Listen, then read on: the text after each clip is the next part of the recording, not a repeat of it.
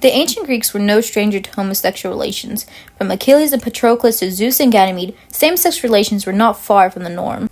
Today we'll be focusing on one god in particular, known to be a patron for male-on-male love, Apollo. With his long list of both male and female tragedies, Apollo is infamous for being heartbroken. You know it's sad when most of your lovers would rather be vegetation than be with you. My favorite of Apollo's heartbreaks is between him and the Spartan prince Hyacinth. This one of Apollo's lovers actually started out remarkably great. Hyacinth was clearly the most handsome man, competed with Aphrodite in the looks department. With 4 different pursuers in the tale, Zephyrus, Boreas, Damaris, and Apollo himself, Hyacinth chooses Apollo and travels through the lands with him on a swan-drawn carriage.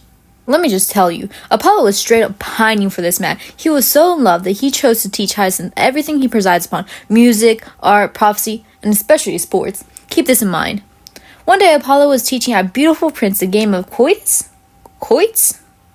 Turns out Apollo didn't account for the fact that Hyacinth was clumsy, or maybe the fact that he was mortal. So when a flying discus comes to him at 90 miles per hour, the pretty prince tries to catch it and...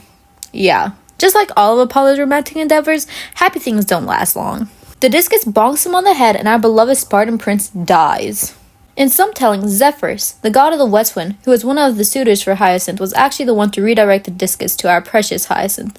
This was out of jealousy, cause in his logic, if I can't have him, no one can. But in every telling, Hyacinth ends up bleeding in the heartbroken Apollo's arms. Even our god of medicine couldn't save his lover from his fate.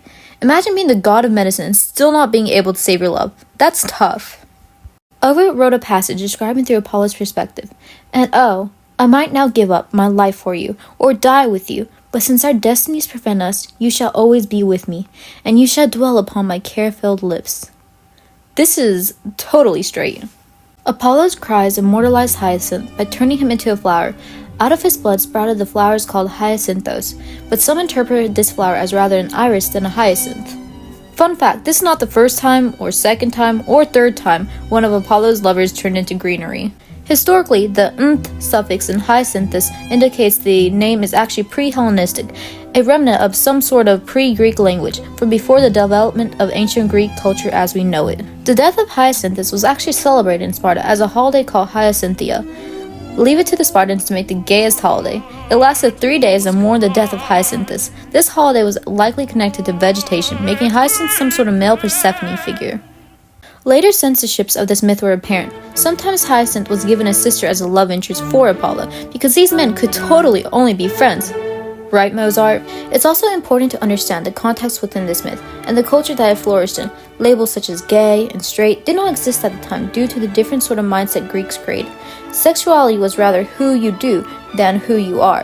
And also we can gloss over the encouraged difference in age that was promoted within same-sex relations in Greece. Anyways, I highly recommend reading Ovid's Metamorphosis, Book 10, on Hyacinth after watching this video. Brought an actual tear to my eye. Sources at the end. Bye!